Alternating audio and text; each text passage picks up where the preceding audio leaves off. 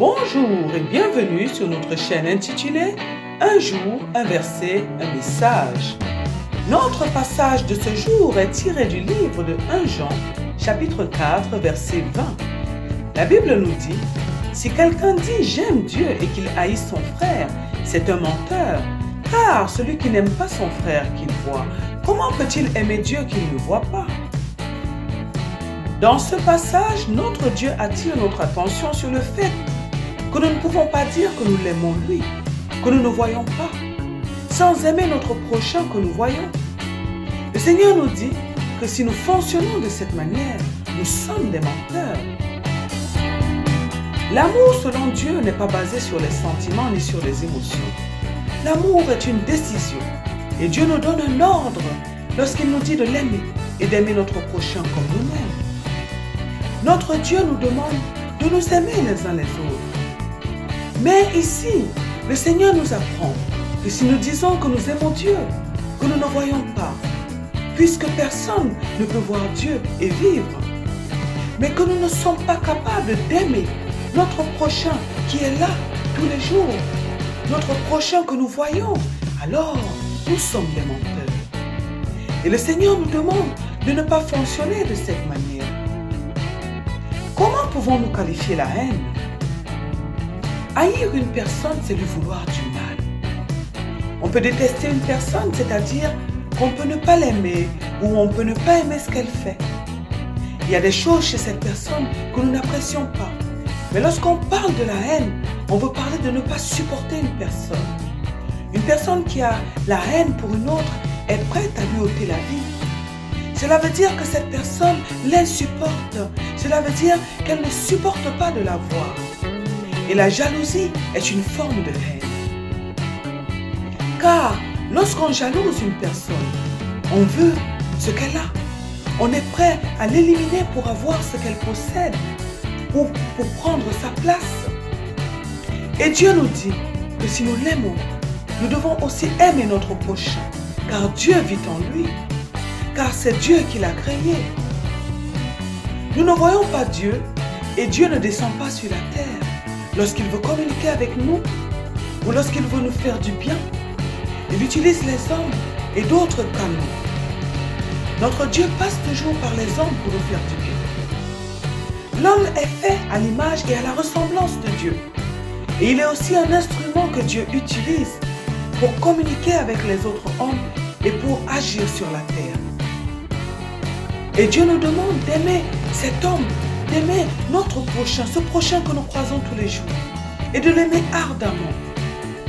Parce que l'amour, c'est Dieu lui-même, et partout où l'amour sincère est présent, Dieu est aussi présent. Le Seigneur nous dit que là où 2 ou 3 sont assemblés, il est avec eux. Il nous dit également que lorsque 2 personnes se mettent en accord pour demander une chose, c'est-à-dire que lorsque dans leur cœur, 2 personnes sont sincères, et qu'elles désirent la même chose, si elles le demandent à Dieu, le Seigneur va leur accorder cette chose. Il va les exaucer. Lorsque nous haïssons notre prochain, nous ne sommes pas en train d'obéir à Dieu, mais nous sommes en train de faire le travail du diable.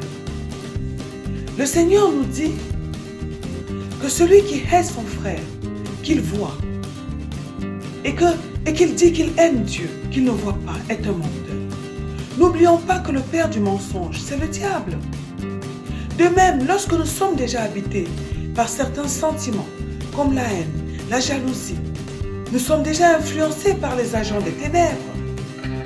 Lorsque nous sommes dans le mensonge, nous sommes en train de faire la volonté du diable et non celle de notre Dieu. De même, lorsque nous mentons consciemment, nous sommes également en train de faire la volonté du diable.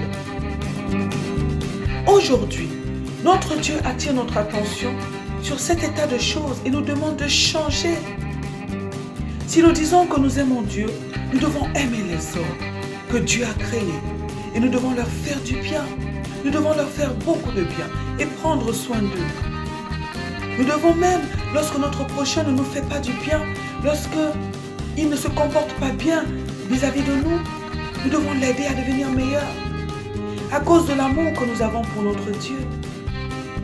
Et c'est d'ailleurs notre amour pour Dieu qui nous donne cette capacité, cette force d'aimer et de faire du bien aux autres.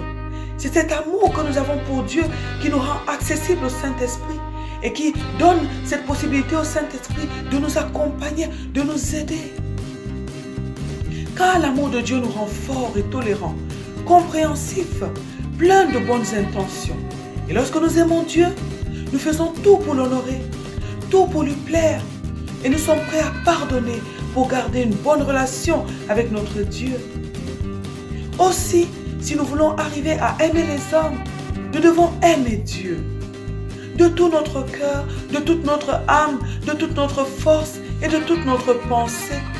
L'amour de Dieu nous fait beaucoup de bien et nous rend capables de faire beaucoup de bonnes choses. Ce matin, le Seigneur nous demande d'être des personnes vraies, des personnes sincères, des personnes justes, des personnes qui disent des choses et qui le font. Il nous demande de l'aimer, mais également d'aimer notre prochain comme nous-mêmes. Et Dieu nous défend de haïr notre prochain. Nous devons pardonner à notre prochain. Nous devons essayer de le comprendre et nous devons l'aider à devenir meilleur par amour pour lui et par amour pour notre Dieu. Notre prochain, c'est toute personne que nous croisons. Ça peut être notre voisin, notre conjoint, ça peut être notre employeur, ça peut être notre ennemi, cette personne qui se considère comme notre ennemi. Nous devons les aimer. Nous devons aimer toutes ces personnes. Prions ce matin afin que Dieu nous donne la capacité de l'aimer et d'aimer notre prochain comme nous-mêmes. Prions afin que Dieu nous donne la capacité d'être des hommes et des femmes vrais, des personnes sincères qui aiment Dieu et qui aiment les créatures de Dieu de tout notre cœur. Prions afin que Dieu nous donne la capacité de toujours lui obéir au nom de notre Seigneur Jésus-Christ. Amen. Que Dieu bénisse votre journée. Que Dieu vous bénisse éternellement et à très bientôt sur notre chaîne. Un jour, un verset, un message.